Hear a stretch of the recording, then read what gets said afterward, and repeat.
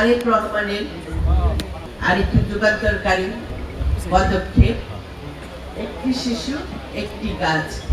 ও যখন এটা লালন পালন করবে, ও কিন্তু আস্তে আস্তে ও বুঝতে পারবে যে মা বাবার যে ছায়া, মা বাবার যে স্নেহ, যে আদর, সেটা কতটা গুরুত্বপূর্ণ ও কিন্তু আস্তে আস্তে বুঝতে পারবে। কারণ ও যখন একটা গাছকে ভালোবাসবে, সেই ভালোবাসাটাও কিন্তু ওর মনে হবে এটা আমারই একটা কিছু অংশ।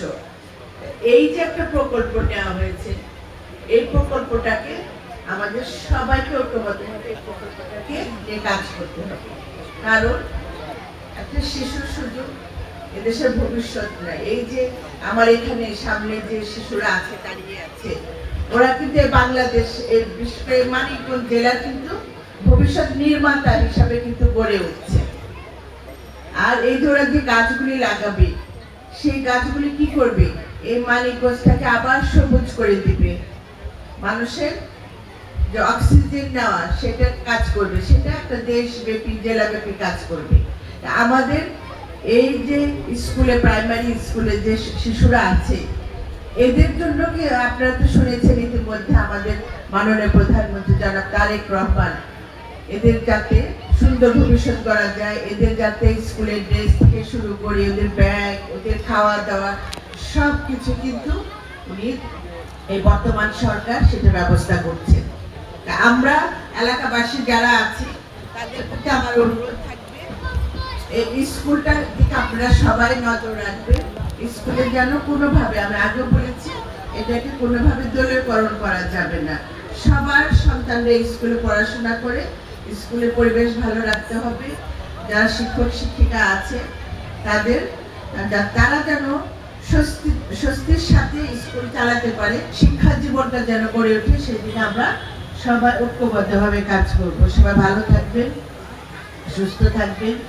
আর এই বিশেষ করে আজকে যারা অনুষ্ঠানে আয়োজন করেছে, বিশেষ করে ডিসি মহোদয়, পুলিশ সুপার এবং সবাই যারা এখানে জড়িত আছে, সবাইকে ধন্যবাদ জানাচ্ছি সুন্দর একটা অনুষ্ঠান উপস্থাপন করার জন্য।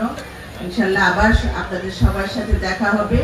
আর যেহেতু আমি এসেছি উন্নয়নের কথা বলতে হয় না, গ্রাম ইউনিয়নে আমাদের এই বর্তমান সরকারের বয়স মাত্র 5 মাস।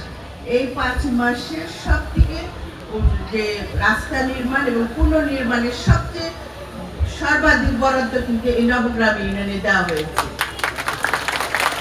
যেহেতু এটা আমার এলাকা, সেভাবে সেদিকে কিন্তু আপনাদের দিকে দৃষ্টি রেখে এটা অগ্রাধিকার দেওয়া হয়েছে। এবং নির্বাচনে আপনারা যে ভূমিকা রেখেছেন, আপনাদের ভূমিকার জন্য আজকে আমি কিন্তু এখানে দাঁড়াতে পেরেছি। আপনাদের আন্তরিকতা, আপনাদের ভালোবাসার কারণে আজকে আপনাদের সামনে দাঁড়িয়ে কথা বলার সুযোগ পেয়েছি। সেজন্য আমার দায় কিন্তু অনেক আছে। আমি যেন আমার সেই দায় থেকে মুক্ত হতে পারি, সেভাবে আপনারা দোয়া করবেন, আমি যেন আপনাদের জন্য কাজ করতে পারি। আর গিলন্ড বাজারে রোড উন্নয়নে 36,65,000 টাকা টেন্ডার অলরেডি করা হয়ে গেছে বাজার উন্নয়নে। আর নবগ্রাম প্রাথমিক বিদ্যালয়ের নতুন ভবনের কাজও এটাও নির্মাণ করা হবে, এটাও সামনের দিকে এগিয়ে যাচ্ছে।